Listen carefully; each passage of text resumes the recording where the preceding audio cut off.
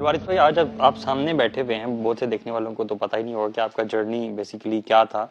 میں کچھ ڈائریکٹ سوال بھی آپ سے پوچھنا چاہوں گا. مجھے آپ ذرا یہ بتائیں کہ جب آپ کرسچینٹی کو فالو کیا کرتے تھے، آپ مسلمانوں کو کس نگاہ سے دیکھا کرتے تھے؟ اسلام کا کیا تصور تھا آپ کے ذہن میں؟ سچی بات ہے کہ کرسچینٹی میں جتنا وقت بھی گزرا وہ اس میں ایک ایفرٹ شامل حال رہی پوری زندگی. یعنی 22 سال میں نے کمپیریٹیو یعنی بالکل نیوٹرل ہو گیا، کمپیریٹیو میں چلا گیا، لیکن 22 سال تک میں ہمیشہ ایک اچھا مسیحی بننے کی جدوجہد میں رہا اور ایک اچھا مسیحی بن کے میں نے زندگی بسر کی.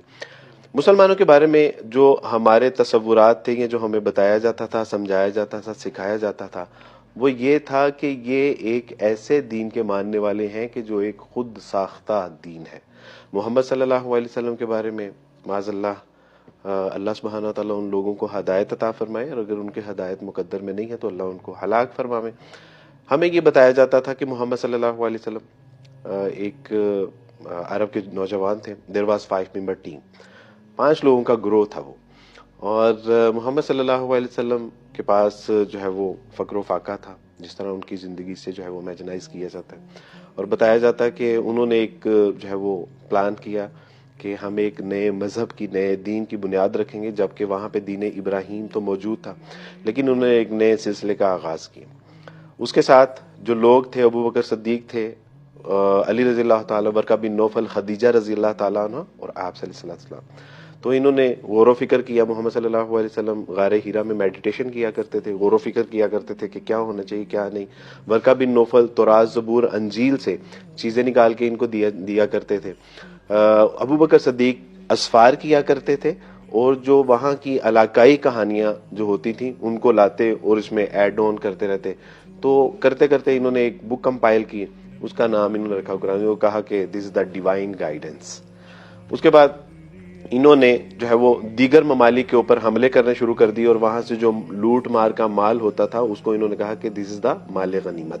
انہوں نے جو ہے وہ زور اور جبر کے ساتھ لوگوں کو جو ہے وہ اسلام قبول کروایا، ان کی ممالک اور ان کی املاک کے اوپر جو ہے وہ قابض ہوئے، اور کہا کہ جی جو ہے وہ یہ دین اسلام ہے. اب ہمیں بالکل بچپن میں یہ چیزیں ہمارے ذہنوں میں پینیٹریٹ کی جاتی تھی، ٹیکنیکلی ہمیں بتایا جاتا تھا، پڑھایا جاتا تھا، سکھایا جاتا تھا. سنڈے اسکول ہوتا ہے آپ کا اللہ کے ساتھ، خدا کے ساتھ ایک کنیکشن ڈیولپ کرنے کے لیے، اور اس سنڈے اسکول میں ہمیں یہ ساری چیزیں، اب آپ تصور کیجئے کہ یعنی اپنا دین نہیں پڑھایا جاتا جی تھا جی جی اسلام ہمیں، کے بارے. اور اس کی 2 وجوہات تھیں جو ہمیں اسلام کے اگینسٹ پڑھایا جاتا تھا، یا اینٹی اسلام جو ہمیں چیزیں بتائی جاتی تھی، اس کی 2 وجوہات تھیں.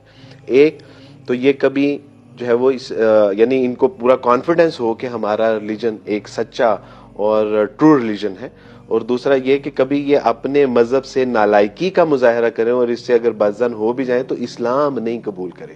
ان کو یہ تو قبول ہے کہ یہ مسیحی نہ رہے، لیکن یہ قبول نہیں ہے کہ یہ مسلمان ہو جائے.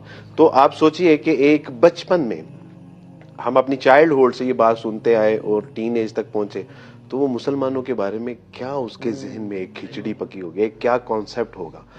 اس کے اوپر جی جی جی جی جی جی اس کے بعد ہمارے ساتھ جو ظلم ہوا، میں سمجھتا ہوں آج آپ کے توسط سے میں اپنے جو ہے وہ آڈینس کو یہ بات بتانا چاہتا ہوں کہ